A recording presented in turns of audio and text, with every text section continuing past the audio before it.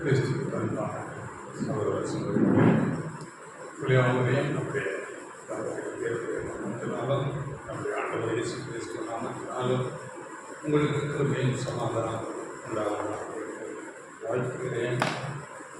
இந்த நாளிலே நாம் ஒரு பாடம் என்னவென்றால், 2 தரம் செத்து வேருக்கு போன மரங்கள் என்று ஒரு வசனம் இருக்கிறது.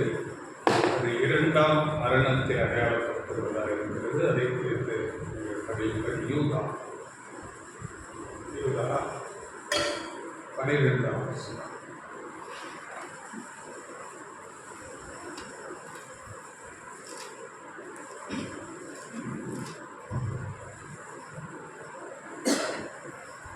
இவர்கள் உங்கள் அன்பின் விருந்துகளில் கரைகளாய் இருந்து பயமின்றி கூட விருந்துண்டு தங்களை தாங்களே மேய்த்துக் கொள்கிறார்கள். இவர்கள் காற்றுகளால் அடியுண்டோடுகிற தண்ணீரற்ற மேகங்களும் இலை உதிர்ந்து கனியற்று 2 தரம் செத்து வேறற்று போன மரங்களும். 2 தரம் செத்து வேறற்று போன மரங்களை பற்றியுள்ள மனுஷர்களை தான் சொல்லுகிறார். 2 தரம் செத்து அப்படி என்றால் 2ஆம் மரணம் என்பதை குறித்து வேதவசனம் நமக்கு சொல்லுகிறது. இதை குறித்து நாம் ஏன் இந்த நாளில் இந்த செய்தியை எடுத்தோம் என்றால், கடந்த நாட்களில் நாம் அறிந்திருக்கிறோம், சென்னையில் ஒரு ஸ்கூலில் இருந்துட்டு ஒருத்தர் முன்ஜென்மம் செய்த பாவம் புண்ணியத்துக்கு ஏற்றபடி நம்ம இந்த ஜீவியத்தில் இருக்கிறோம். அது வியாதியானாலும் சரி, இல்லை ஏதாவது அங்கவீனமாக, குருடராக, உணவராக, ஏழையாக, பணக்காரராக, படிப்பறிவற்றவராக, இப்படி இருப்பது எல்லாமே நாம் கடந்த ஜென்மத்தில் செய்த பாவ புண்ணியங்களை பொறுத்தது என்று பேசினார். அதை குறித்து அவர் பேசும்போது ஒரு வார்த்தை சொல்லும்போது, இது நான் பைபிளில், குரானில் எல்லாம் சொல்லப்பட்டதுதான் நான் பேசுகிறேன் எப்படி என்று அவர் பேசுகிறார். அப்போ இந்த வார்த்தை பெரிய ஒரு சர்ச்சையாகிட்டு, அது அரசு தரப்பில், காவல்துறை தரப்பில் அவர்கள் அதற்கு ஆக்ஷன் எடுத்து விட்டார்கள். இதை கேட்ட கிறிஸ்தவத்தை குறித்து பேசுகிற ஊழியக்காரர்கள், இன்னும் சில ஊழியக்காரர்களை தவறுகளை சுட்டி காட்டி பேசுகிற நபர்கள் எல்லாம் இதை குறித்து பேசினார்கள். பேசும்போது கிறிஸ்துவத்தில் அப்படியெல்லாம் இல்லை, உட்பிரிவு என்பது இல்லை, போன ஜென்மத்தில் செய்த பாவ புண்ணியம் என்று அப்படி எதுவும் இல்லை. கிறிஸ்தவத்தில் இருக்கிறது எப்படி என்றால், ஒரு வசனத்தை சுட்டி காட்டுகிறார்கள். அதுதான் எபிரேயர் 9ஆம் அதிகாரம் 27ஆம் வசனம். அன்றியும் ஒரே தரம் மரிப்பதும் பின்பு நியாயத்தீர்ப்படைவதும் மனுஷருக்கு நியமிக்கப்பட்டிருக்கிறபடியே. இதைத்தான் சுட்டி காட்டியிருக்கிறார். அதாவது மனுஷன் ஒரே தரத்தில் மறிக்கிறான், அதன் பிறகு அவனுக்கு தீர்ப்பு, நியாய தீர்ப்பு வந்துடும் என்பதாக அநேக ஊழியக்காரர்கள் கூட இதை பேசுகிறார்கள். கிறிஸ்டியானிட்டியில் 90% மேலான மக்கள் இதையே தான் பேசுகிறார்கள், நம்புகிறார்கள். அப்போ இந்த ஒரு பிறவி நம்ம இந்த பிறந்திருக்கிறோம். இந்த வாழ்க்கையில் ஆண்டவர் இயேசு கிறிஸ்துவை விசுவாசித்து ஏற்றுக்கொண்டு மனம் திரும்பி அவர் மூலமாக நம்முடைய பாவங்கள் கழுவப்பட்டு நாம் ரட்சிக்கப்பட்டால் நாம் பரலோகத்துக்கு போவோம். அப்படி ஆண்டவர் இயேசு விசுவாசிக்காமல், அவரை ஏற்றுக்கொள்ளாமல், நம்முடைய பாவங்கள் மன்னிக்கப்படாமல் அப்படியே மரித்து போனால் அவர்கள் நரகத்துக்கு போய்விடுவார். இதைத்தான் இன்றைக்கு மெஜாரிட்டி கிறிஸ்தவர்கள் சொல்லிக்கொண்டு ஊழியக்காரன் கூட இதைத்தான் போதித்து கொண்டு இருக்கிறார். இந்த ஒரு வாழ்க்கை தான் கொடுக்கப்படுது.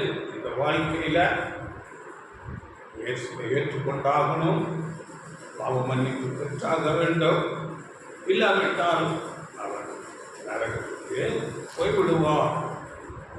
இந்த ஒரு தீர்ப்பை தான் எல்லாரும் பேசுகிறார்கள். இதுதான் ஒரே தரம் மறிப்பதும் பின்பு நியாய தீர்ப்பு நடைபெறும். அந்த நியாய தீர்ப்பு ஒன்றில் மோட்சம் இல்லாவிட்டால் பரலோகம்.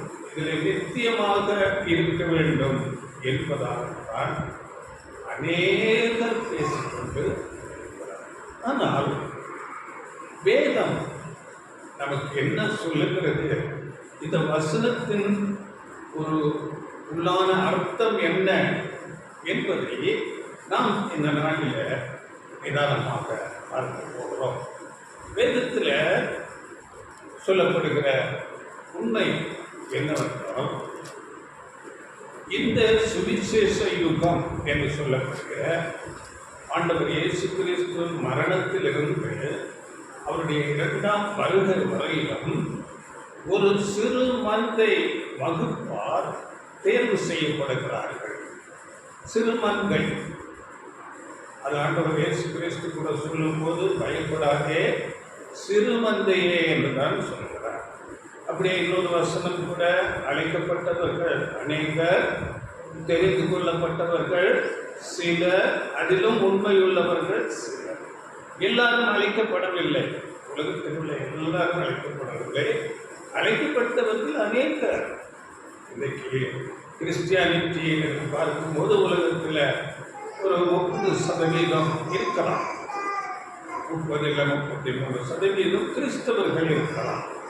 அப்படி அநேகரை அழைத்தால் அதிலே ஒரு கூட்டத்தை தெரிந்து கொண்டால், அந்த தெரிந்து கொண்டதிலேயும் ஒரு சிறு மந்தை மாத்திரம் கடைசி வரை உண்மையுள்ளவர்களாக இருக்கிறார்கள். இதுதான் வேதம் சொல்லுகிற உண்மை. அப்படி இந்த சிறு மந்தையை அழைத்து, இந்த சிறு மந்தை ஒரு எண்ணிக்கை கூட வேதம் கொடுக்கிறது, 1,44,000 பேர். இந்த சிறு மந்தை முழுமை பூரணமாகும் போது இந்த உலகத்துக்கு பெரிய ஒரு அழிவு வந்தது. எப்படி என்றால், பழைய ஏற்பாட்டில் லோத்தின் காலத்தை நினைத்துக் கொள்ளுங்கள் என்று ஆண்டவர் இயேசு சொன்னார். அந்த லோத்தின் காலத்தில் அங்கே லோத்து மாத்திரம் அங்கே நீதிமானாக இருக்கிறார். அந்த சோதோம் கொமோரா பட்டணத்தில் அங்கே ஆபிரகாம் அந்த அழிவை குறித்து அவருக்கு முன்னறிவிக்கும் போது பரிந்து பேசுகிறார். 50 நீதிமான்கள் இருந்தால் நீங்கள் அந்த நீதிமான்களை சேர்த்து அழிப்பீரோ என்று அங்கே பரிந்து பேசுகிறார். அப்படி 45, 40, 30, 20, 10 என்று இப்படியாக அங்கே நீதிமான்கள் குறைவுபடும் போது அந்த சோதோம் கொமோரா எப்படி அழிவுக்கு போயிட்டோ அப்படியே இந்த உலகம், இப்பொழுது இருக்கிற இந்த உலகம், இந்த சபை வகுப்பாருடைய ஒரு நிறைவு, இந்த உலகத்தை விட்டு அவர்கள் எடுக்கப்படும் போது இந்த உலகம் ஒரு பெரிய அழிவுக்கு வந்தது. இதை குறித்து அநேக வசனங்கள் கூட தெளிவாக கொடுக்கப்பட்டிருக்கிறது. சிறுமந்தை அழைக்கப்படுகிறது. அந்த சிறுமந்தை வகுப்பாருக்காக இந்த உலகமே எதிர்பார்த்து காத்து கொண்டிருக்கிறது என்று கூட நீங்கள் படிக்க வேண்டாம், வீட்டிலே படித்துக் கொள்ளுங்கள். ரோமர் 8ஆம் அதிகாரத்தில் 19, 20 வசனங்களில் அந்த சபை வெளிப்படுவதற்கு இந்த சிருஷ்டி உலகமானது எதிர்பார்த்து காத்து கொண்டிருக்கிறது என்று சொல்லப்படுகிறது. அப்படியே இந்த உலக அழிவு குறித்து கூட அப்போஸ்தலன் பேதுரு மூலமாக 2 பேதுரு 3ஆம் அதிகாரம் 7ஆம் வசனத்தில் பேசுகிறார். வசனம் சொல்கிறது. 2 பேதுரு 3:7. இப்பொழுது இருக்கிற வானங்களும் பூமியும் அந்த வார்த்தையினாலேயே அக்கினிக்கிரையாக வைக்கப்பட்டு தேவ பக்தி இல்லாதவர்கள் நியாயம் தீர்க்கப்பட்டு அழிந்து போகும் நாள் வரைக்கும் காக்கப்பட்டிருக்கிறது. இந்த உலகம் எதற்கு வைக்கப்பட்டிருக்கிறது? அக்கினிக்கிரையாக வைக்கப்பட்டிருக்கிறது. வார்த்தையினாலேயே அக்கினிக்கிரையாக வைக்கப்பட்டிருக்கிறது என்று நாம் படிக்கிறோம். இந்த உலகம் பெரிய அழிவுக்கு போகிறது. அது எப்படி என்று சொல்லி பார்க்கும்போது 10ஆம் வசனம் கூட படிக்கிறோம். கர்த்தருடைய நாள் இரவிலே திருடன் வருகிற விதமாய் வரும். அப்பொழுது வானங்கள் மடமடவென்று அகன்றுப்போம், பூதங்கள் வெந்து உருகிப்போம், பூமியும் அதில் உள்ள கிரியைகளும் எரிந்து அழிந்து போகும். எல்லா கிரியைகள் எல்லாம் எரிந்து அழிந்து போகும். வேத வசனம் தெளிவாக சொல்லுகிறது.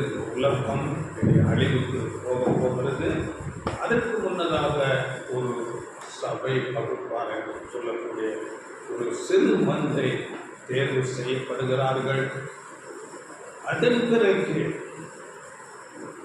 உலகம் மரணத்துக்கு போன பிறகு மரணத்திலிருந்து உயிர் தெழுதல், இது நம்முடைய கிறிஸ்தவ மார்க்கம் மாத்திரமே சொல்லுகிற ஒரு காரியம். வேறு எந்த ஒரு பாடமும் இதை பற்றி பேசுகிறதே இல்லை. ஏனென்றால் சத்திய வேதம் மாத்திரமே இதை பேச முடியும். அப்படிப்பட்ட ஒரு உண்மை ஆண்டவர் இயேசு கிறிஸ்து பாவமில்லாமல் வந்து உலகத்தின் பாவத்தை தன்மேல் சுமந்து கொண்டு அந்த முதலாம் ஆதாமுக்கு இணையாக தன்னை எல்லா உலகத்தின் பாவங்களை தன்மேல் சுமந்து கொண்டு மரணத்தை எடுத்துக்கொண்டதினால எல்லா ஜனங்களுடைய பாவங்களும் மன்னிக்கப்பட்டு மரணத்திலிருந்து திரும்பி ஒரு உயிர்த்தெழுதலை தேவன் கொடுக்கிறார். இது நம்ம கிறிஸ்தவ மார்க்கம் மாத்திரம் சொல்ல முடியும். ஏனென்றால் ஆண்டவர் இயேசு கிறிஸ்து மாத்திரமே அப்படியாக இந்த உலகத்திலே வந்ததில் பாவம் இல்லாதவராக இருந்தவர், பாவம் இல்லாதவராக வாழ்ந்து அவர் அப்படியாக ஜீவனை கொடுத்தார். அவரை குறித்து தீர்க்க தரிசனங்கள், அநேக தீர்க்க தரிசனங்கள் சொன்னதின்படியே வாழ்ந்து அவர் மரித்து 3ஆம் நாள் உயிர் தெழுந்தார். மரணத்தின் முதல் பலன் ஆண்டவர் இயேசு கிறிஸ்து என்று வேதம் சொல்லுது. இதை குறித்த வசனம் தெளிவாக இருக்கிறது. 1 கொரிந்தியர் 15ஆம் அதிகாரம் 21-22 வசனங்கள். மனுஷனால் மரணம் உண்டானபடியால் மனுஷனால் மரித்தோரின் உயிர்த்தெழுதலும் உண்டாயிற்று.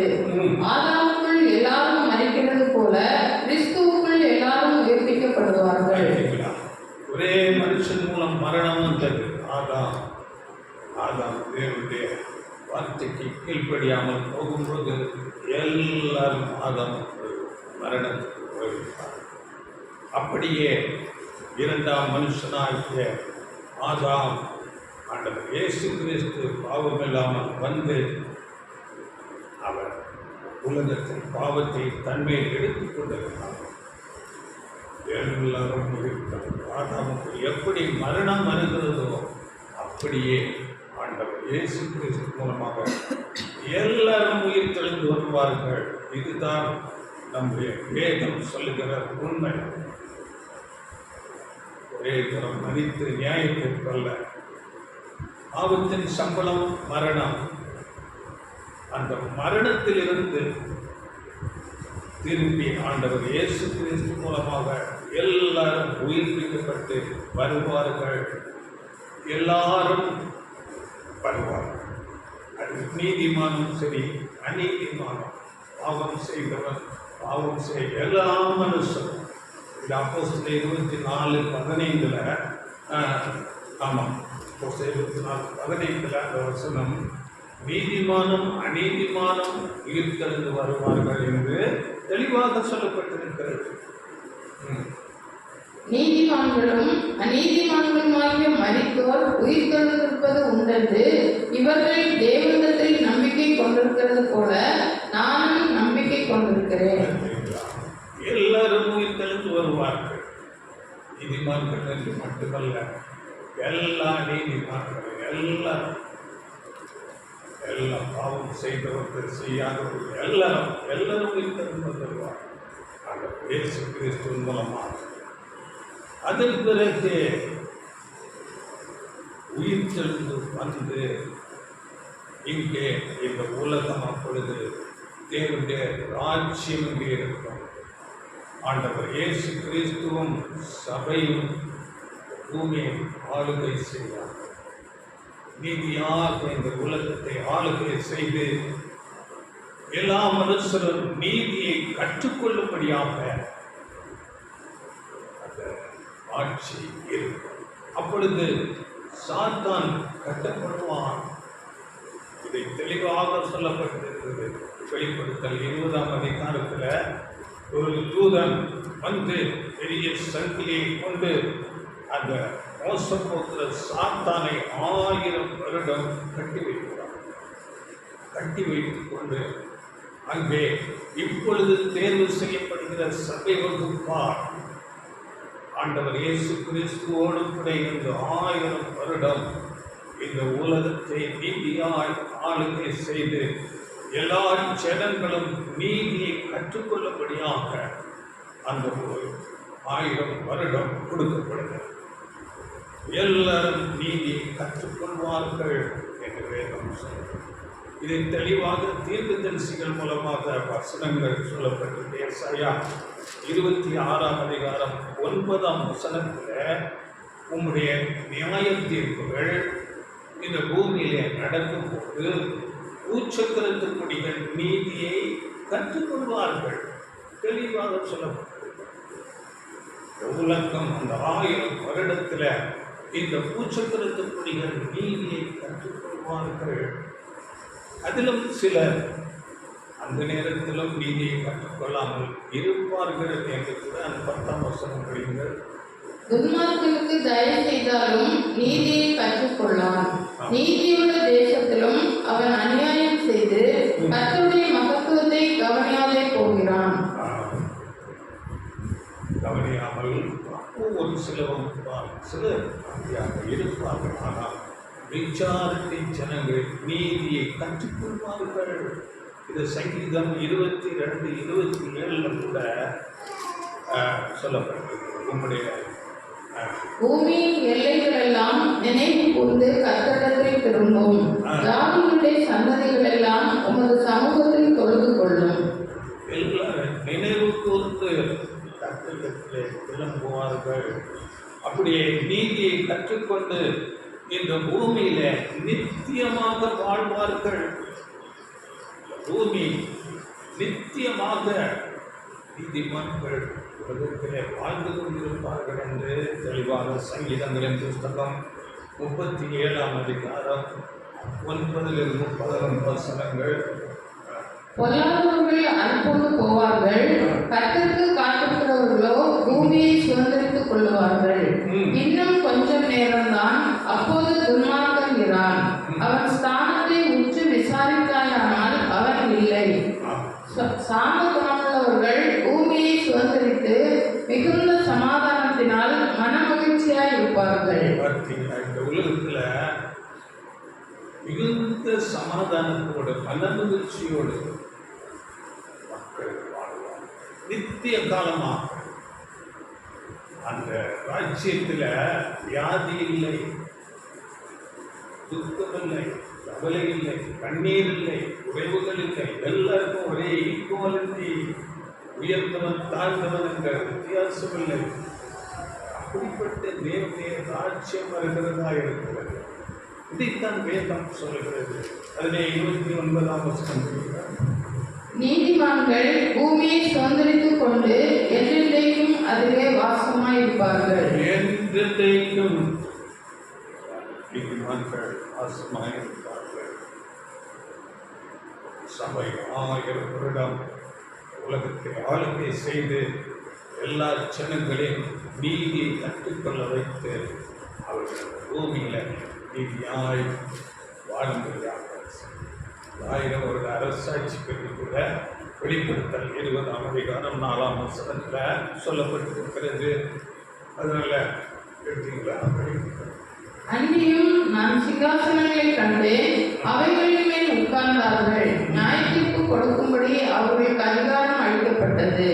இயேசுவை பற்றிய சாட்சி நிமித்தமும் தேவனுடைய வசனத்து நிமித்தமும் சிரச்சேதம் பண்ணப்பட்டவர்களுடைய ஆத்மாக்களையும் மிருகத்தையாவது அதன் சொரூபத்தையாவது வணங்காமலும் தங்கள் நெற்றியிலும் தங்கள் கையிலும் அதன் முத்திரையை தரித்துக் கொள்ளாமலும் இருந்தவர்களையும் கண்டேன்.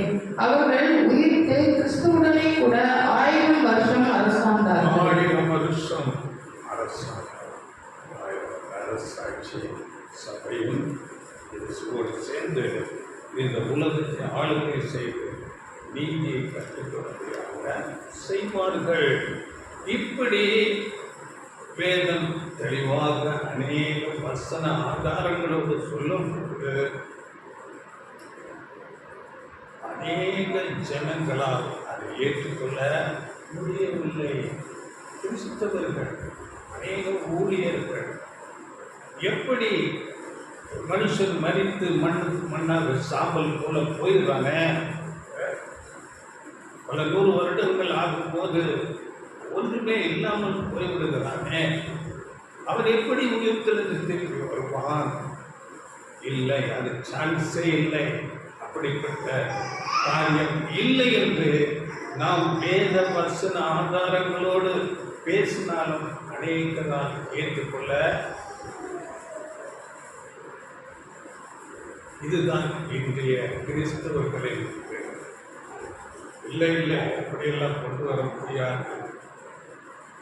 ஆனால் ஆண்டவர் இயேசு சொல்லும்போது நீங்கள் ஆச்சரியப்பட வேண்டாம், அது ஆச்சரியம்தான். இதிலிருந்து 100, 500, 1000 வருடங்களுக்கு முன்பதாக மரித்த ஜனங்கள் உயிரோடு எழுப்பி வருகிறார்கள் என்றால் அது ஆச்சரியம். ஆண்டவர் இயேசு கிறிஸ்து சொல்லும்போது யோவான் 5ஆம் அதிகாரம் 28ஆம் வசனத்தில் நீங்கள் ஆச்சரியப்பட வேண்டாம் என்று சொல்லுகிறார். சொல்லுங்கள், இதை குறித்து நீங்கள் ஆச்சரியப்பட வேண்டாம், ஏனென்றால் பிரேத குழிகளில் உள்ள அனைவரும் அவருடைய சத்தத்தை கேட்கும் காலம் வரும்.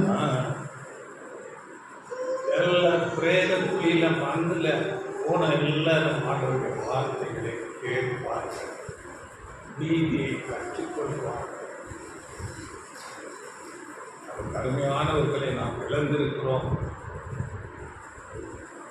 எல்லாரும் உயிர் தெளிந்து வருவார். எவ்வளவு ஆச்சரியமான காரியங்களை நமக்கு சொல்லுகிறது. அதனால் இதை சொல்லும் போது அநேகரால் ஏற்றுக்கொள்ள மனதில்லை. இல்லை இல்லை, எப்பொழுதே ஒரே மரணம் என்று நியாயத்திற்கு அதில் மோட்சத்தில் இருக்க வேண்டும், இல்லாவிட்டால் நரகத்தில் போய்விடுகிறது. அவ்வளவுதான், புரிந்து போய்விட்டது என்று நான் மேலே படித்த அந்த எபிரேயர் 9:27 வைத்து பேசுவார்கள். அப்படி என்றால் வேதத்தில் 2ஆம் மரணம் குறித்து கூட பேசப்படுகிறது. ஒரே தரம் மறிப்பதும் பின்பு நியாயம் குறிப்பிடுவதும் அது வசனம் யாருக்கு சொல்லப்பட்டது என்று நாம் பார்க்க போகிறோம். 2ஆம் மரணம் குறித்து கூட வேதம் பேசுகிறது. நான் படித்த வசனம் யூதா 12, அதை விட்டு விடுங்கள். 21 வெளிப்படுத்த 21 எடுத்துக்கொள்ளுங்கள். தெளிவாக பயப்படுகிறவர்களும் அவிசுவாசிகளும் அருவருப்பானவர்களும் கொலைபாதகரும் விபச்சாரக்காரரும் சூனியக்காரரும் விக்கிரக ஆராதனைக்காரரும் பொய்யர் அனைவரும் 2ஆம் மரணமாகிய அக்னியும் கந்தகமும் எரிகிற கடலிலே பங்கடைவார்கள் என்றார். 2ஆம் மரணமாகிய அக்னி. அப்போ 2ஆம் மரணம் பற்றி கூட வேதம் தெளிவாக சொல்லுகிறது. இன்னொரு வசனம் கூட வெளிப்படுத்த 2ஆம் அதிகாரம் 11ஆம் வசனத்தில் கூட ஆவியானவர் சபைகளுக்கு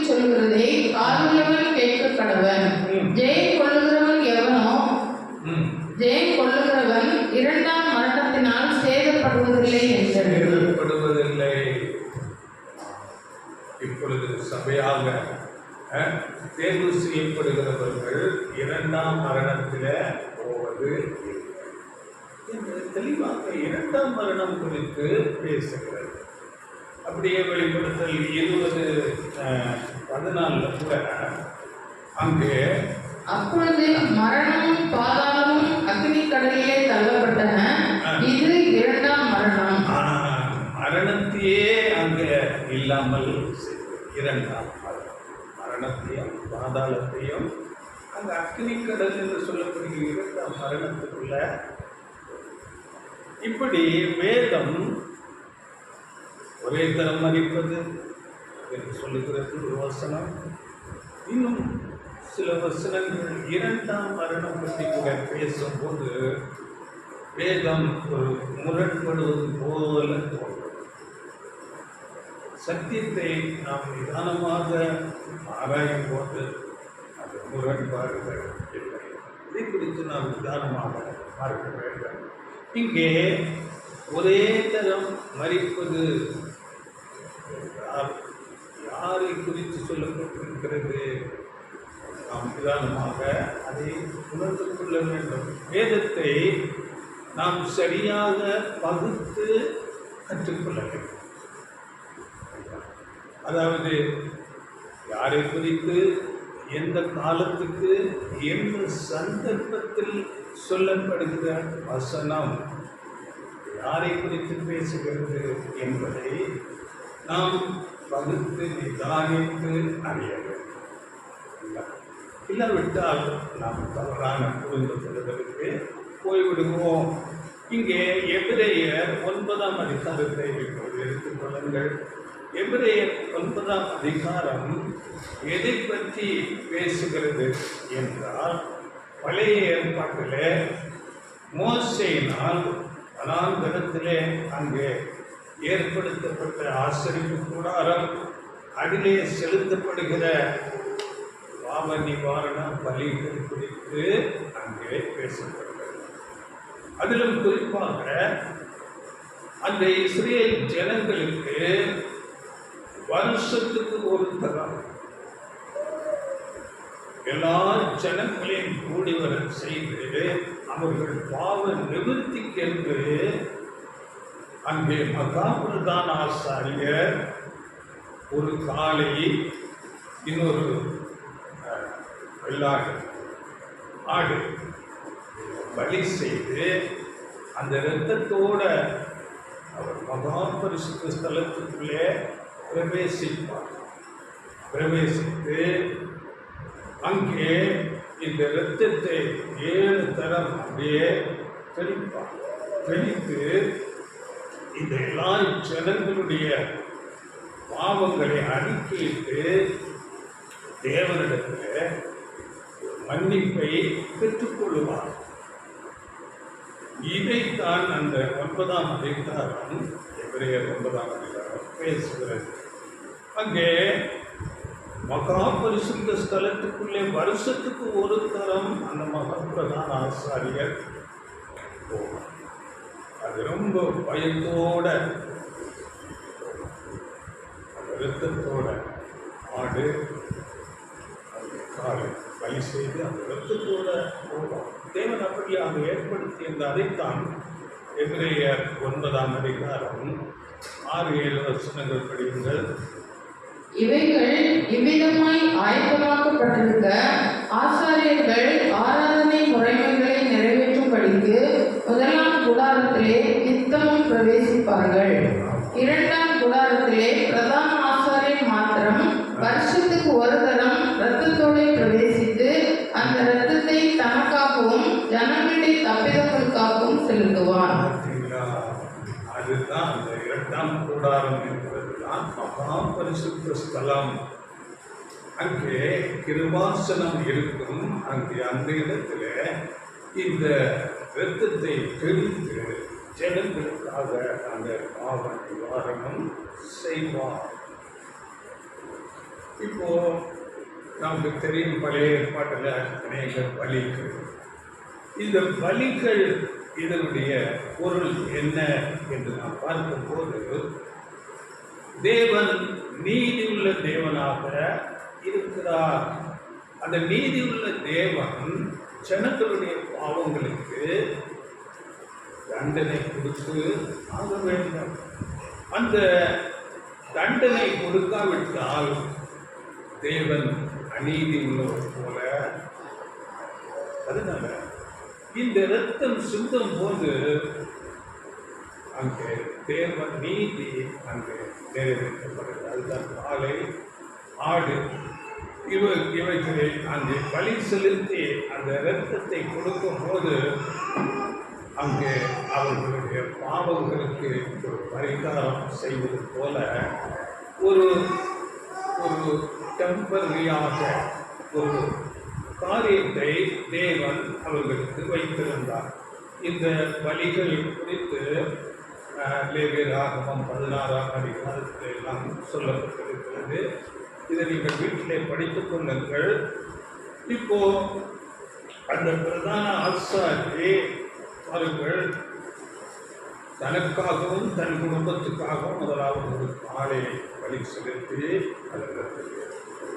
அதன் பிறகு ஜனங்களுடைய பாவத்துக்காக ஒரு ஆடு பலி செலுத்தப்பட்டு அந்த இரத்தத்தை எடுத்துக்கொண்டு மிகுந்த பயத்தோடு அந்த மகாபரிசுத்த ஸ்தலத்துக்குள்ளே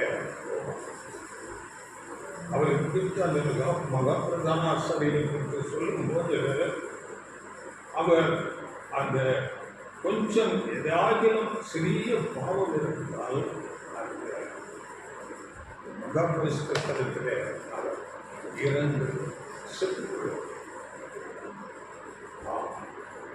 அதனால் பயத்தோடு அவருக்கு எப்படி ட்ரெஸ் இருக்க வேண்டும் என்று சொல்லப்பட்டிருக்கிற அந்த வசனங்கள் நீங்கள் படித்துக் கொள்ளுங்கள். சாகாதபடி என்று சொல்லப்படுகிறது. அச்சரசம் அது குடிக்கக்கூடாது. லேவியராகமம் அந்த 10ஆம் அதிகாரம் 9 அடுத்த 6 சாகாதபடி தலைப்பாக எடுக்க வேண்டும். அங்கே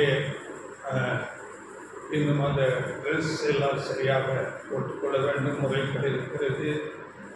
அப்படியே அவர்கள் பரிசுத்த ஸ்தலத்துக்கு ஒரு பயத்தோட போவாங்க. தங்களை எல்லாம் பக்கவாக சுத்தம் பண்ணி கொண்டு அந்த இரத்தத்தோடு போக வேண்டும். இல்லாவிட்டால் அவர்களுக்கு மரணம். அப்படி பிரதான ஆசாரியனுடைய மகன் 2 பேர் அந்நிய அக்னியை கொண்டு வந்ததுனாலே மரணம் ஆகி. இது நமக்கு ஒரு வசனம் எச்சரிப்பாக கொடுக்கப்பட்டிருக்கிறது. அந்த ஒரு வசனத்தை மாத்திரம் படியுங்கள். லேவியராகமம் 10ஆம் அதிகாரம் 1-2 வசனங்கள். பின்பு ஆரோனின் குமாரராகிய நாதாவும் அபியூவும் தங்கள் தூப கலசத்தை எடுத்து அவைகளில் அக்னியையும் அதன் மேல் தூப வர்க்கத்தையும் போட்டு கர்த்தர் தங்களுக்கு கட்டளையிடாத அந்நிய அக்னியை அவருடைய சன்னதியில் கொண்டு வந்தார்கள்.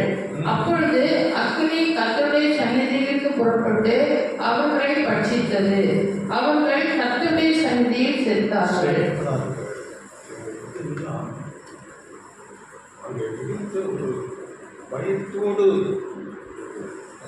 சமூகத்திலே பிரவேசிக்க வேண்டும் என்பது அது ஒரு எச்சரிப்பாக காரியங்கள் எல்லாம். அதனால் அதிக பயத்தோடு ஆடை சரி பண்ணிக்கொண்டு அங்கே மிகுந்த பயபக்தியோடு இரத்தத்தோடு இடத்துக்கு போவார்கள். இது பழைய ஏற்பாட்டில் ஒரு நிழலாக நடக்கும். இதை குறித்து தான் பேசுகிறார். 9ஆம் அதிகாரம் 9-10 வசனங்கள். ஆரோனின் குமாரர் அதன் இரத்தத்தை அவனிடத்தில் கொண்டு வந்தார்கள். அவன் தன் விரலை அந்த இரத்தத்தில் தோய்த்து பலிபீடத்தில் எபிரேயர் 9:9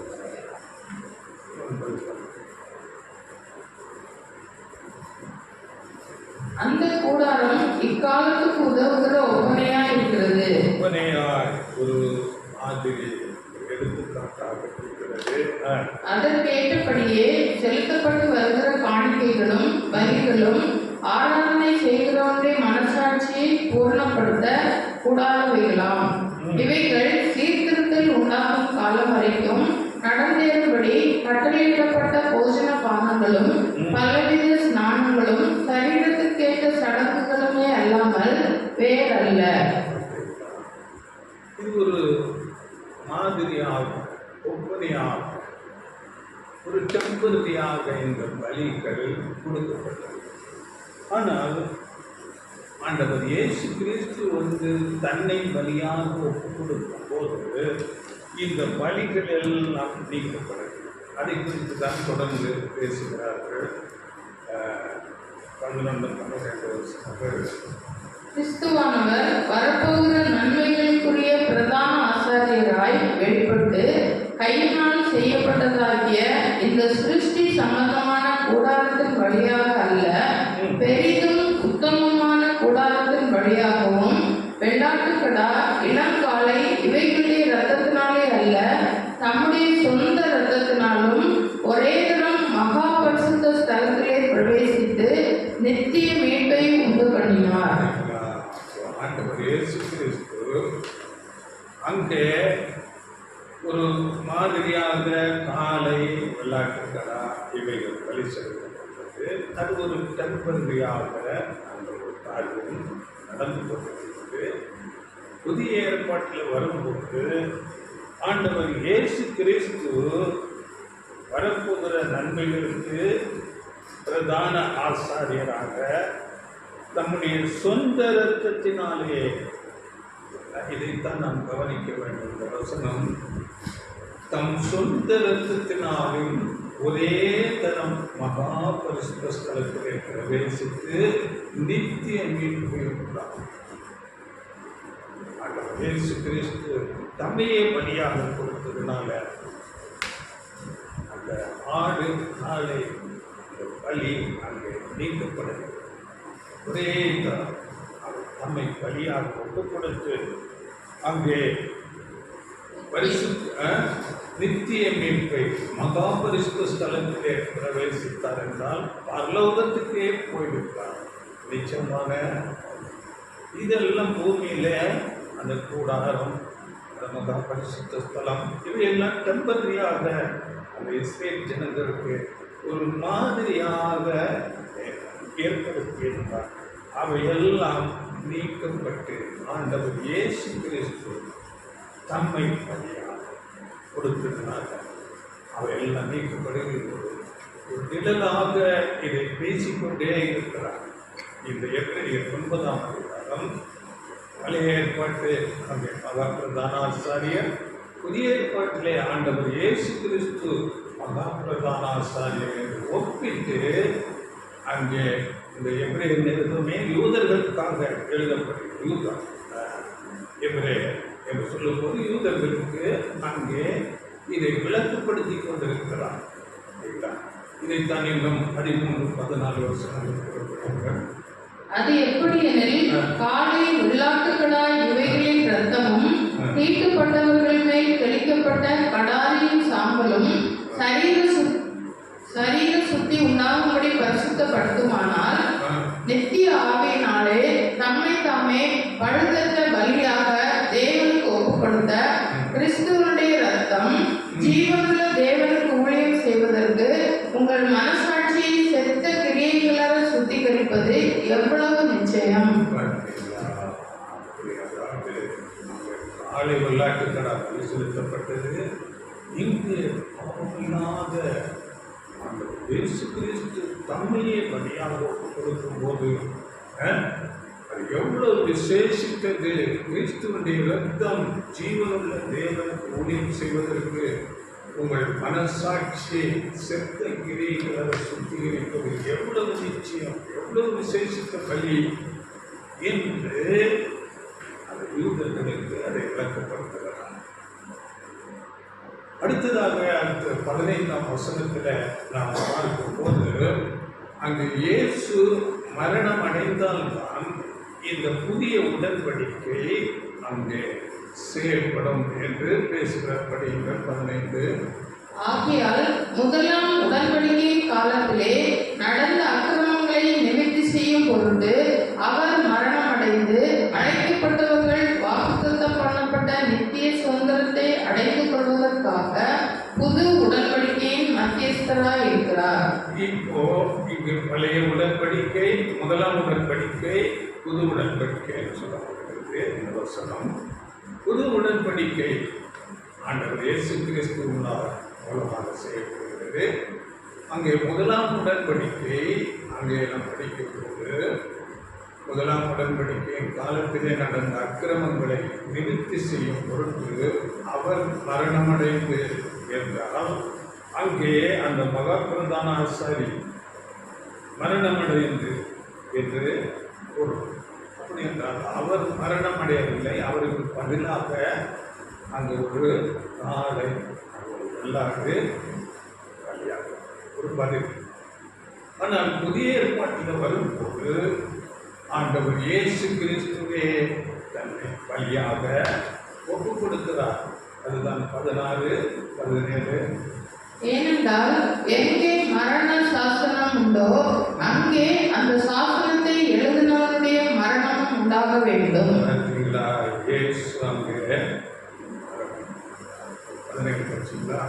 எப்படியெனில் மரணம் உண்டான பின்பே மரண சாசனம் உறுதிப்படும்.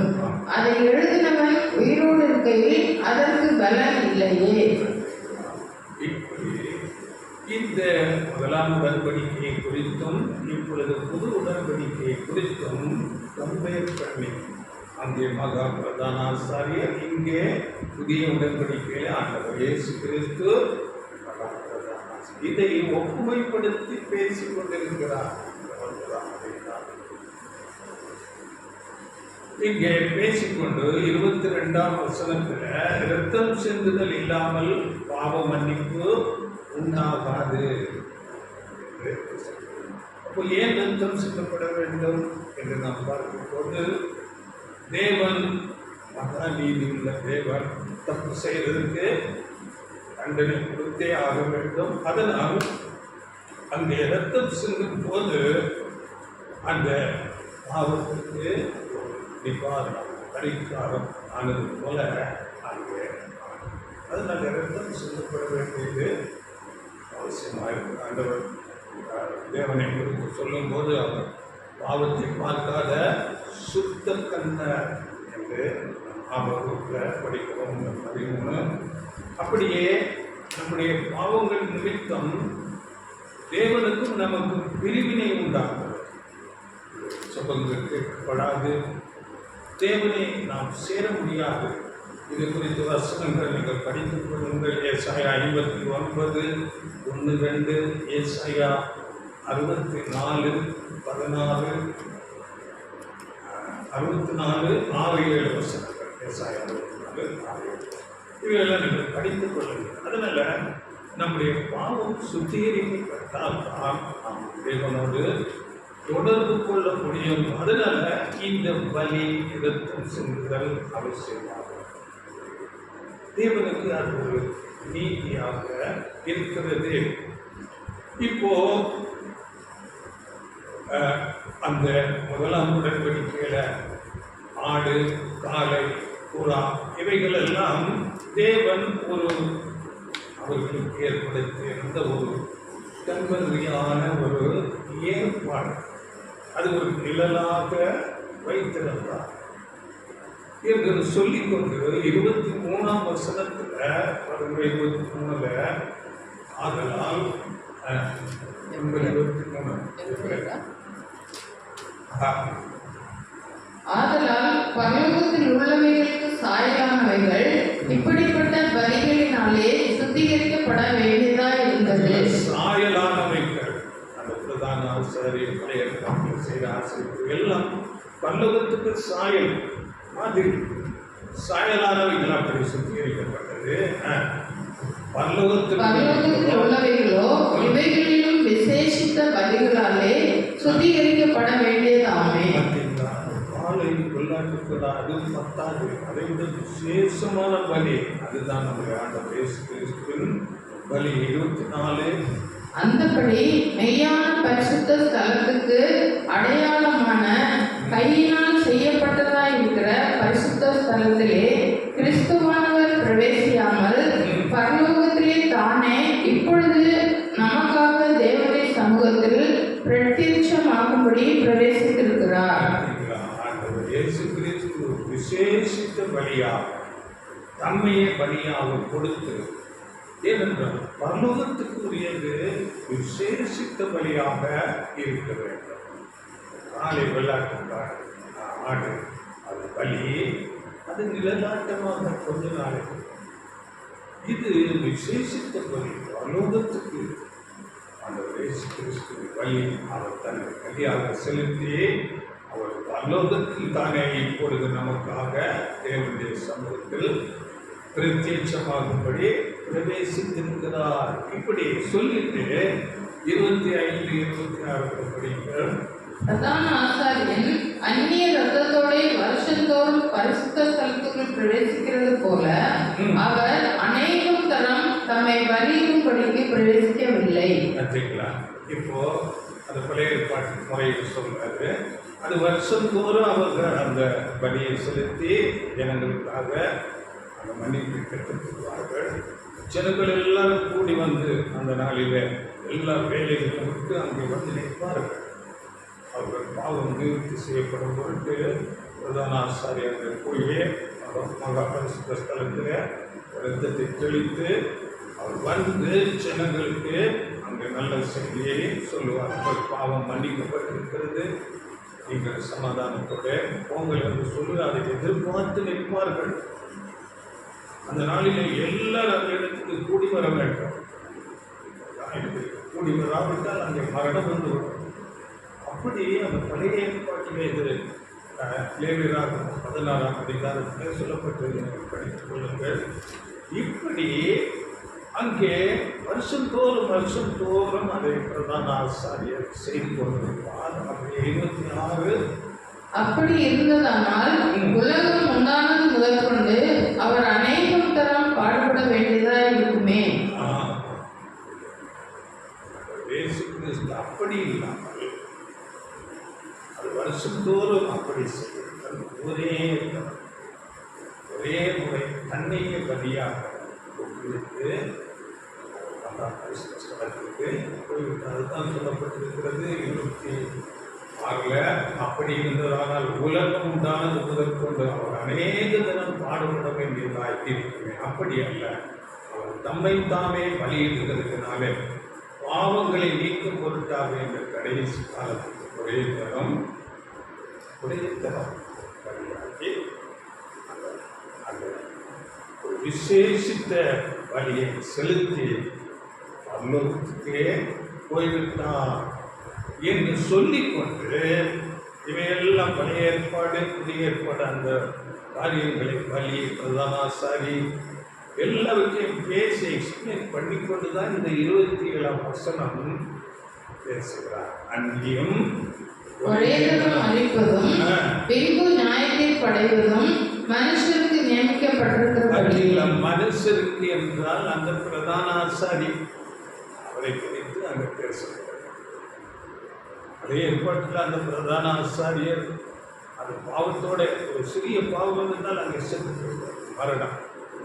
அப்படியே ஆண்டவர் இயேசு கிறிஸ்து புதிய ஏற்பாட்டுக்கு பிரதான ஆசாரியர். அவரிடத்திலே ஒரு சிறிய பாவம் இருந்தால் அது மரணம். அதைத்தான் இங்கே பேசுகிறார். இங்கே மனுஷருக்கு என்றால் இங்கே ஆண்டவர் இயேசு கிறிஸ்துவை அடையாளப்படுத்துகிறார். அன்றியும் ஒரே தரம் மறிப்பதும் பின்பு நியாயத்தில் படைவதும் மனுஷருக்கு என்றால் ஆண்டவர் இயேசு கிறிஸ்துவை அடையாளப்படுத்தி பேசுகிறார். இதை நாம் எல்லா மனுஷருக்கும் என்று எடுத்துக்கொள்ள முடியாது. பிரதானாசாரியர் அவர்களை பற்றி இந்த அதிகாரம் பேசுகிறது. அப்படி அன்றைக்கு எப்படி அந்த மகா பிரதான ஆசாரியர் அந்த மகா பரிசுத்த ஸ்தலத்துக்கு போய் இரத்தத்தை தெளித்து ஜனங்களுடைய பாவத்துக்கு அதிகாரம் செலுத்திக் கொண்டு எப்பொழுது வருவார் என்று ஜனங்கள் எதிர்பார்த்து இருப்பது போல ஆண்டவர் இயேசு கிறிஸ்து தம்முடைய சொந்த இரத்தத்தினாலே உலகத்தின் பாவத்துக்கெல்லாம் பரிகாரம் பண்ணி பரலோகத்துக்கு பிரவேசித்திருக்கிறார். அப்படியே திரும்ப எப்போ வருவார் என்று உலகம் எதிர்பார்த்து கொண்டு இருக்கிறது. அதுதான் தமக்காக பார்த்து கொண்டு இருக்கிறவர்களுக்கு ரட்சிப்பை அருளும்படி இரண்டாம் தரம் பாவம் இல்லாமல் தரிசனம் ஆவார். இதைத்தான் இந்த வசனம் நமக்கு சொல்லுகிறது. அங்கே பழைய ஏற்பாட்டில் அந்த பிரதான ஆசாரியர், புதிய ஏற்பாட்டில் ஆண்டவர் இயேசு கிறிஸ்து பிரதான ஆசாரியர் இந்த பலியை ஒப்புமைப்படுத்தி பேசிக்கொண்டு இதை எல்லா மனுஷருக்கும் நாம் எடுத்துக்கொள்ள கூடாது. ஒரே பலம் மறிப்பது என்றால் அந்த பிரதான ஆசாரியர் இப்பொழுது புதிய ஏற்பாட்டில் ஆண்டவர் இயேசு கிறிஸ்து ஒரே தரம் மறிப்பது என்றால் வேதத்துக்கு முரணாக இருக்கிறது. இங்கே இரண்டாம் மரணம் பற்றி கூட நாம் அநேக வசனங்களை படித்திருக்கிறோம். அப்படி என்றால் ஒரே தரம் மறிப்பதும் இருக்குது, இரண்டாம் தரம் மறிக்கப்படுகிறது. அந்த மகாபிரதான ஆசாரியருக்கு அது அப்படி ஒரே தரம் பாவம் இருந்தால். ஆனால் உலகத்துக்கு நமக்கு இரண்டாம் மரணம் என்று சொல்லப்படும். இந்த பாவத்தில் ஒரு தரம் பாவத்தின் சம்பளம் மரணம், அப்படி மரணத்துக்கு போய் விடுவார்கள். அதன் பிறகு ஆண்டவர் இயேசு கிறிஸ்து மூலம் திருப்பி உயிர்த்தெழுந்து வந்து நீதியை கற்றுக்கொள்வார்கள். இதை நம்ம படித்தோம். 15 ஆதாம் எல்லாரும் மறுக்கிறார்கள், கிறிஸ்துவுக்குள் எல்லாரும் உயிர்ப்பிக்கப்படுகிறார்கள். இதை குறித்து நாம் கொஞ்சம் ஒரு உலக காரியங்களை பார்க்க போகிறோம். இன்றைக்கு உலகத்தில் எத்தனை கிறிஸ்தவர்கள் இருக்கிறார்கள்? எத்தனை சதவீதம்? அதாவது ஒரு 30லிருந்து 32% கிறிஸ்தவர்கள் இருக்கிறார்கள். அதிலும் மெஜாரிட்டி ஐரோப்பிய தேசங்கள், அமெரிக்கா, ஜெர்மனி, பிரான்ஸ், இங்கிலாந்து போன்ற தேசங்கள் கிறிஸ்டியன் தேசங்கள். அங்கே இருக்கிறவர்களிலும் கூட இன்றைக்கு இருக்கிற 80% ஜனங்கள் பேர் மட்டும் கிறிஸ்தவர்கள்.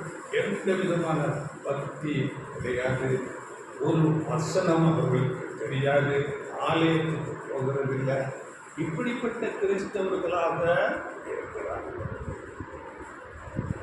அப்படியே உலகத்தில் அதிக ஜனத்தொகை உள்ள தேசங்கள் சைனா, நம்ம இந்தியா, இன்னும் அரபு தேசங்கள், இவைகளெல்லாம் எடுத்துக்கொள்ளும் போது நம்ம இந்தியாவில் 2.5% கிறிஸ்தவர்கள் என்றாலும் 95% வேறு நம்பிக்கைகளோடு இருக்கிறார்கள். அதே அரபு தேசங்களெல்லாம் வேறு நம்பிக்கைகள், சைனாவில் வேறு நம்பிக்கைகள். இப்படி இருக்கும்போது ஒரே தரம் மதிப்பது, பின்பு நியாயத்தை குறைவதால் வேதம் ஒரு சத்தியம் சொல்லுகிறது. வசனம் தேவன் எல்லாரும் ரட்சிக்கப்படவும் சத்தியத்தை அடைகிற அறிவை அடையவும் சித்தமுள்ளவராயிருக்கிறார் என்று வசனம் சொல்லுது. அதனால் அந்த வசனம் படிங்க. 1 தீமோத்தேயு 2ஆம் அதிகாரம் 4ஆம் வசனம். எல்லா மனுஷரும் ரட்சிக்கப்படவும் சத்தியத்தை அறிகிற அறிவை அடையவும் அவர் சித்தமுள்ளவராய் இருக்கிறார். எல்லா மனுஷரும் ரட்சிக்கப்படணும், சத்தியத்தை அறியணும் என்பது தேவ சித்தமாக இருக்குது என்று சொல்லிக்கொண்டு அநேக ஜனங்கள் இன்னைக்கு இருக்கிற உலகத்தில் கோடியான ஜனங்கள், இந்திய தேசத்துடைய 140 கோடி ஜனங்கள், அதில் 5% என்றால் எத்தனை பேர்? சைனாவில் சுத்தமாக இல்லை, அரபு நாடுகளில் இல்லை, மற்ற கிறிஸ்டியன் நேஷன்ல 80% பேர் கிறிஸ்தவர்களுக்கு பேர் மாற்றம் வைத்திருக்கிறார்கள். ஆண்டவரை ஒன்றுமே தெரியாது. இப்படி இருக்கும்போது ஒரே தரம் மறிப்பது பின்பு நியாயத்திற்கு என்றால் எப்படி? எல்லாம் நரகத்துக்கு தானே போக வேண்டும். தேவனை அறிகிற அறிவை பெற்றுக் கொள்ள வேண்டுமே. இயேசுதான் ரட்சிப்புக்கு ஒரே வழி என்று வேதம் சொல்லுகிறது. அதில் 5-6 வசனங்கள் படிக்கணும். 2-5 தேவன் ஒருவரே, தேவனுக்கும் மனுஷருக்கும் மத்தியஸ்தரும் ஒருவரே, எல்லாரையும் மீட்கும் பொருளாக தம்மை ஒப்பு கொடுத்த மனுஷனாகிய கிறிஸ்து இயேசு அவரே. இதற்குரிய சாட்சி ஏற்ற காலங்களில் விளங்கி வருகிறது. இந்த சத்தியம் எத்தனை பேருக்கு தெரியும்? தேவன் ஒருவர், தேவனுக்கும் மனுஷனுக்கும் மத்தியஸ்தர் ஒருவர், அவர்தான் ஆண்டவர் இயேசு கிறிஸ்து. இந்த சத்தியத்தையே கிறிஸ்தவர்களாலே அநேகனால உணர்ந்து கொள்ள, அப்படி இருக்கும்போது எல்லா ஜனங்களையும் அப்படியே ஒரே தரம் மறித்து நரகத்திலே தள்ளிவிடுவாரா? ஒரு நாளைக்கு 1,50,000 ஜனங்கள் மறித்து போகிறார்கள். அது எத்தனை பேர் ஆண்டவருக்கு இயேசுவை அறிந்தவர்கள், சத்தியத்தை அறிந்தவர்கள், தேவனை அறிந்தவர்கள்? இந்த சத்தியம் தெரிந்து கொள்ள வேண்டும். எல்லாரும் சத்தியத்தை அறிகிற அறிவை அடைய வேண்டும் என்று தேவன் ஒருவரே, தேவனுக்கும் மனுஷனுக்கும் மத்தியஸ்தர். இந்த சத்தியத்தை எல்லாரும் அறிய வேண்டும் என்று தேவன், ஆனால் அநேக அறியவில்லை. அதுதான் இயேசு யாருன்னு தெரியாம அநேக ஜனங்கள். அந்த இயேசு யாருன்னு தெரிவதற்கு, அதை விசுவாசிப்பதற்கு, அதை பிரசங்கிக்க வேண்டும். இதை நம்ம படிக்கிறோம் ரோமர்ல. அதாவது இயேசு யாருன்னு தெரிந்து கொள்வதற்கு பிரசங்கிக்கப்பட வேண்டும். ரோமர் 10:11-12-13. அவரை விசுவாசிக்கிறவன் எவனோ அவன் வெட்கப்படுவதில்லை என்று வேதம் சொல்கிறது. யூதனும் கிரேக்கன் என்றும் இல்லை, வித்தியாசமே இல்லை. எல்லாருக்கும் கர்த்தரானவர் தம்மை தொழுது கொள்கிற யாவருக்கும் ஐஸ்வர்ய சம்பன்னராய் இருக்கிறார். ஆதலால் கர்த்தருடைய நாமத்தை தொழுது கொள்கிற எவனும் ரட்சிக்கப்படுவார்கள்.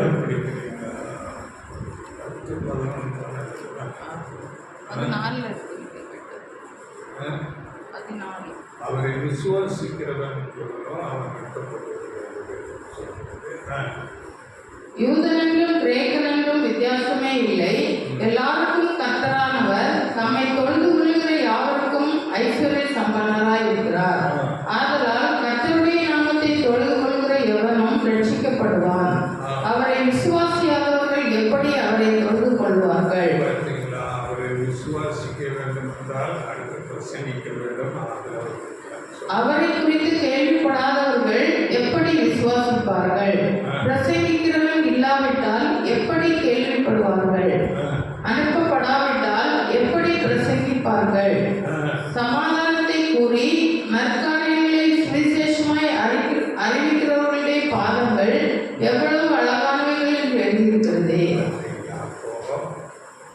இயேசு அறிஞர்கள் பிரசங்கிக்கணும். பிரசங்கிக்கிறதுக்கு ஊழியக்காரர்களை தேவன் அனுப்பணும். அநேகரால பிரசங்கிக்கப்பட்டாலும் விசுவாசிக்க முடியாம இருக்கிறாங்க. ஆண்டவர் இயேசு கூட அநேக பிரசங்கங்களை செய்தார். அங்கே அநேகரும் ரட்சித்துக்குள்ள விசுவாசத்துக்குள்ள வரல.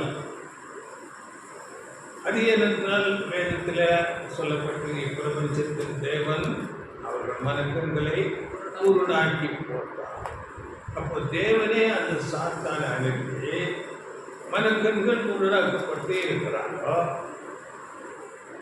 அவர்கள் பிரசங்கிக்கப்பட்டாலும் அவர்களால் விசுவாசிக்க முடியவில்லை, உணர்ந்து கொள்ள முடியவில்லை. அப்படி இருக்கும்போது தேவனே சாத்தானை அனுப்பியிருக்கிறார், அவன் குருடாக்கி வைத்திருக்கிறான். அப்படி இருக்கும்போது எப்படி எல்லாரையும் அப்படியே நரகத்துக்கு தள்ளி விடுகிறார் என்றால், இன்னொரு வசனம் சொல்லும் போது ஆண்டவர் இயேசு கிறிஸ்து மூலம் எல்லாரும் ரட்சிக்கப்பட வேண்டும் என்று தேவன் சித்தமுள்ளவராயிருக்கிறார், அவர் விரும்புகிறார். 3ஆம் அதிகாரம் யோவான் 3ஆம் அதிகாரம் 17ஆம் வசனம். தன்னை விசுவாசிக்கிறவன் எவனோ அவன் கெட்டு போகாமல் நித்திய ஜீவனை அடையும்படிக்கு உயர்த்தப்பட வேண்டும். 3:17. உலகத்தை ஆக்கினைக்குள்ளாக தீர்க்கும்படி தேவன் தம்முடைய குமாரனை உலகத்தில் அனுப்பாமல் அவராலே உலகம் ரட்சிக்கப்படுவதற்காகவே அவரை அனுப்பினார். அவரால் உலகம் ரட்சிக்கப்படுவதற்கு தான் தேவன் அனுப்பினார். அப்படி இருக்கும்போது இப்படி அநேகர் விசுவாசிக்க முடியாம இருந்திருக்கு. அவர்களுக்கு இந்த ஒரே வாழ்க்கை தான் அப்படிங்க, எல்லாம் மரணத்துக்குள்ள போயிட்டா எல்லாரையும் நரகத்துக்கு போட்டு தேவையில்லை சொன்னா, எல்லா மனுஷரும் ரட்சிக்கப்படவும் சத்தியத்தை அறிகிற அறிவை அடையவும் அவர் சித்தமுள்ளவராயிருக்கிறார். தேவன் இப்படி செய்வாரா? மீண்டும் ஒரு சான்ஸ், மரணத்திலிருந்து உயிர்த்தலை வைத்து அவர்களுக்கு சத்தியம் போதிக்கப்படும். இந்த சாத்தான், குருட்டுத்தனம் உண்டாக்குற சாத்தான் 1000 வருஷம் கட்டி வைக்கப்படுவான். வசனம் அப்படியே சொல்லுகிறது. மனுஷன் வெளிப்படுத்தல் 20 அவர்களை இடர பண்ணாதபடி செய்யும்படியாக அந்த சாத்தான் கட்டப்படுகிறார். அதைத்தான் வேதம் சொல்லுகிறது தெளிவாக. இதை அநேகரால் ஏற்றுக்கொள்ள முடியவில்லை. அந்த 1000 வருட அரசாட்சி பற்றி அநேகர் அறியாமல் இருக்கிறார். அங்கே சாத்தான் கட்டப்பட்டு சத்தியம் போதிக்கப்படும். எல்லா மனுஷரும் சத்தியத்தை அறிகிற அறிவுக்கு வருவார்கள். அப்பொழுது வசனத்திற்கு தரிசனமாக சொல்லுகிறது, சமுத்திரம் எப்படி ஜலத்தினால் நிறைந்திருக்கிறதோ அப்படி பூமி கர்த்தரை அறிகிற அறிவினால் நிறைந்திருக்கும் என்று தெளிவாக ஆபத்து 2ஆம் அதிகாரம் 14ஆம் வசனம். ஆபத்து சமுத்திரம் ஜலத்தினால் நிறைந்திருக்கிறது போல பூமி கர்த்தருடைய மகிமை அறிவினால் நிறைந்திருக்கும். சமுத்திரம் ஜலத்தினால் நிறைந்திருக்கிறது போல பூமி கர்த்தருடைய மகிமையை அறிகிற அறிவினால் நிறைந்திருக்கும். எல்லாரும் ஏன்னா சாத்தான் கட்டப்பட்டது. எல்லாருடைய கண்கள் திறந்து. இன்னும் தீர்க்க தரிசனமாக சொல்லும் போது ஏசாயா 35:8 நம்ம இதை பலதரம் பேசியிருக்கிறோம். அதாவது அங்கே பெரும்பாதையான ஒரு வழி. இப்போ உள்ள பாதை ரொம்ப சிறுமந்தைக்கு ரொம்ப இறுக்கமான பாதை. வாசல் இடுக்கமும் வழி நெருக்கமாக இருக்கிறது. இது ஒரு சில பேர் சிறு மந்தைக்கு தான் நடக்க முடியும். உறுதி வைராக்கியம் இருக்க வேண்டும். சத்தியத்தின் மேலே ரொம்ப ஆட்சி வைராக்கியம், தேவன் மேல அன்பு, உலக காரியத்தை எல்லாம் வெறுத்து அப்படியாவது போகிறவர்களுக்கு தான் இந்த சுவிசேஷ யுகத்தில் அந்த ஒரு கலை சிறு மந்தை. அது 1000 வருட அரசாட்சியில் இயேசுவோடு ஆளுகை செய்வதற்காக அப்படிப்பட்ட கலை. அந்த 1000 வருட அரசாட்சியில் எல்லா உலகம் அதில் எந்த பாகுபாடு இல்லை. அவன் இஸ்லாமா இருக்கத்தான், அவன் இந்துமா, எல்லாம் மனுஷன். அவன் ஆதாமுக்குள்ள எல்லாரும் மறிப்பது போல கிறிஸ்துவுக்குள்ள எல்லாரும் உயிர் தெழுந்து வந்து இந்த சத்தியத்தை தேவன் ஒருவர், தேவன் மனுஷனுக்கு மத்தியஸ்தர் அந்த இயேசு கிறிஸ்து என்பதை அறிந்து உணர்ந்து கொண்டு சத்தியத்தை கற்றுக்கொண்டு நீதியிலே நடப்பார். தேவனை அறிகிற அறிவு எப்படி சமுத்திரம் ஜலத்தினால் நிறைந்திருக்கிறோம் அப்படி எல்லாரும் அறிந்திருக்கிறோம். அப்படியாக அறிந்து கொண்டு அதற்கு முன்பதாக இந்த உலகம் பெரிய அழிவுக்கு போய்விடும். இதை நம்ம அறிந்திருக்கிறோம். சொல்லியிருந்தாலும் இதுதான் யுத்தம், 3ஆம் உலக யுத்தம், பெரிய அழிவு. இவைகள் போன பிறகு, அழிவுக்கு போன பிறகுதான் உயிர் திறந்த அந்த சத்தியத்தை அறிந்து கொள்வார்கள். அந்த நாட்களிலே உலகம் ஒரு ஏதேன் தோட்டம் போல் ஆகும். இதை குறித்து நீங்கள் படித்துக் கொள்ளுங்கள். ஏசாயா 35ஆம் அதிகாரம் 1 படிக்கும் போது அநேக வசனங்கள் அந்த முடவன் அப்படியே துள்ளி குதிப்பான் என்று சொல்லப்பட்டிருக்கிறது. அது வனாந்திரம் போன்ற இடங்கள் எல்லாம் புஷ்பத்தை போல செழித்து வளரும் என்று சொல்லப்பட்டது. ஏசாயா 35:1 8 வசனங்கள் நீங்கள் படிங்கள். அநேக காரியங்கள். இந்த உலகமே பெரிய ஒரு ஆசீர்வாதத்துக்குள்ள ஏதேன் போல. இன்னொரு வசனம் கூட ஏசாயா 60ஆம் அதிகாரம் 13ஆம் வசனத்தில் இந்த பாதஸ்தானத்தை அவர் மகிமைப்படுத்துவேன். தேவனுடைய பாதஸ்தானம் இந்த பூமி, பாதஸ்தானத்தை நான் மகிமைப்படுத்துவேன் என்று பார்க்கப்படுகிறேன். அப்படி பெரிய ஒரு ஆசீர்வாதம் இந்த உலகத்துக்கு மேலே. இதை வெளிப்படுத்தல நம்ம கடைசியில் படிக்கிறோம். எல்லாருமே கண்ணீரை துடைப்பான். அங்கே துக்கம் இல்லை, அலறுதல் இல்லை. எல்லாரும் நீதியில் சமாதானத்தில் வாழ்ந்து கொண்டு இருப்பார்கள். இதை இன்னும் ஏசாயா 25ஆம் அதிகாரத்தில் 6-8 வசனங்களை இன்னைக்கு இயேசு அறியக்கூடாத ஒரு குருட்டுத்தனம் இருக்கிற இந்த குருட்டுத்தனம் எல்லாம் நீக்கப்படும் என்று தீர்க்க தரிசனமாக சொல்லப்படும். அந்த வசனத்தை படிக்கிற ஏசாயா 25:6. சேனைகளின் கர்த்தர் இந்த மலையிலே சகல ஜனங்களுக்கும் ஒரு விருந்தை ஆயத்தப்படுத்துவார். அது கொழுமையான பதார்த்தங்களும் பழமையான திராட்சரசமும் ஊனும் இனமுள்ள பதார்த்தங்களும் தெளிந்த பழமையான திராட்சரசமும் நிறைந்த விருந்தாய் இருக்கும். சகல ஜனங்கள் மேலுள்ள முக்காட்டையும் சகல ஜாதிகளையும் மூடியிருக்கிற மூடலையும் இந்த மலையிலே அகற்றி போடுவார். அவர் மரணத்தை ஜெயமாக விளங்குவார். கர்த்தராகிய தேவன் எல்லா முகங்களிலும் இருந்து கண்ணீரை துடைத்து தமது ஜனத்தின் நிந்தையை பூமியில் இராதபடிக்கு முற்றிலும் நீக்கி விடுவார். கர்த்தரே இதை சொன்னார். கர்த்தரே இதை சொன்னார். எவ்வளவு சந்தோஷம்! இன்னைக்கு எவ்வளோ கண்ணீர், எவ்வளோ கவலைகள், எவ்வளோ வியாதி, பிரச்சனைகள், அநீதியான காரியங்கள், யுத்தங்கள், எவ்வளோ மனுஷன் ஆதாரக்குறைவு, எவ்வளோ காரியம், இவையெல்லாம்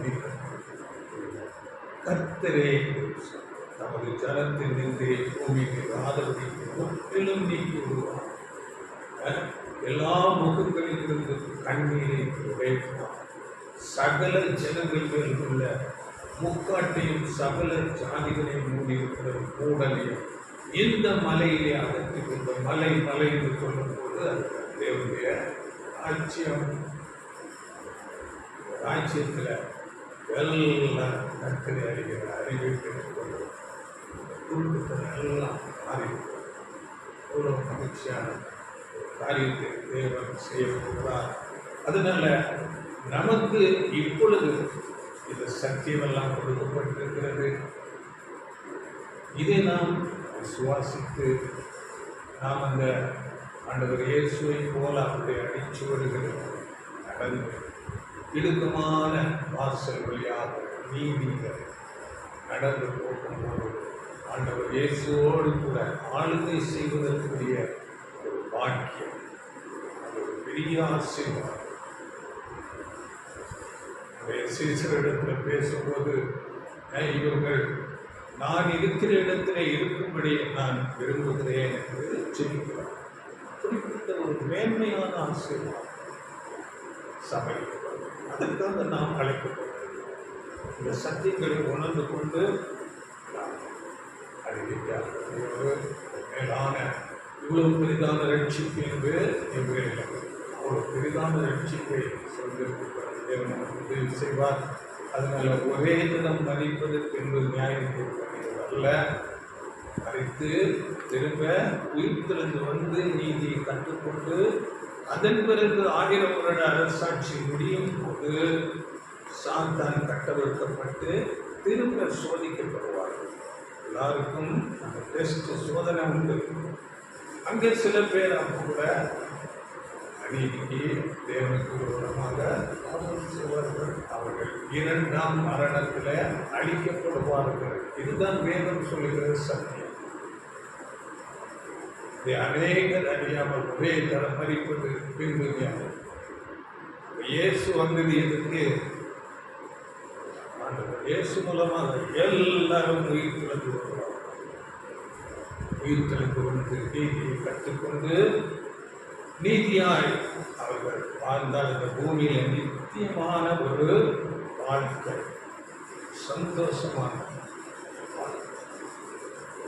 இது ஆண்டவர் இயேசு கிறிஸ்து அந்த ஜெபத்தை சொல்லிக் கொடுக்கிற அந்த இடத்துல கூட பரலோகத்தில் உங்களுடைய சித்தம் செய்யப்படுகிறது போல பூமியிலேயே உங்களுடைய சித்தம் செய்யப்படுவதாக. அந்த வார்த்தை எல்லாம் அன்னைக்கு நிறைவேறும். தேவ சித்தம் செய்கிறவர்களாக எல்லாம் தேவனுக்கு பிரியமாக நீதியில ஒருவரை நேசித்து அன்பில் பரிசுத்தத்தில் சந்தோஷமாக மகிழ்ச்சியாக உலகத்தில் நித்திய காலமாக தேவன் இப்படி திட்டம் பண்ணியிருக்கிறார். இதை அநேகர் அறியாமல் பேசிக்கொண்டிருக்கும் ஒரே தரம் மறிப்பதற்கு இந்த நியாயம் தீர்ப்படைவது நரகத்தில் போடுறது. தேவனை எவ்வளவு அழகான ரட்சிப்பின் திட்டத்தை வைத்திருக்கிறார். அநேகர் அறியாமல் கொண்டு ஊழியக்காரர் கூட அறியாமல் இருக்கிறார். வார்த்தைகளை கேளுங்கள். மகா புனிதான ரட்சிப்பை நாம் பெற்றுக்கொள்ள நமக்கு இப்பொழுதே அந்த ஒரு சத்தியம் கொடுக்கப்பட்டிருக்கிறது. அதில் நாம் அறிவை சார்ந்தது எவ்வளவுகளாய் அந்த பெரிதான ரட்சிப்பை பெற்றுக்கொள்ள தேவன் நமக்கு உதவி செய்வாராக. நாமும் ஆசீர்வதிப்பாராக.